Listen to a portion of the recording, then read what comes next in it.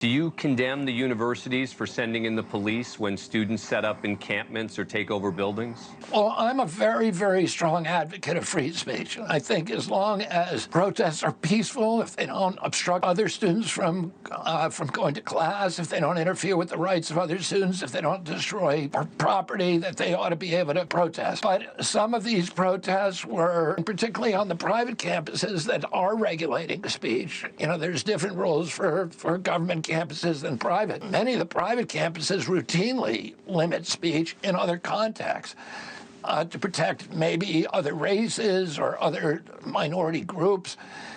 And in that case, they need to exercise that same care in protecting the rights of Jewish students. And so you're not opposed to, again, when the buildings were being taken over, the permanent encampments, et cetera. I'm not talking about just people protesting when they asked the police to come in. No, if you're interfering with private property, if you're breaking into buildings, those are illegal acts, and I think it's appropriate to have a police respond.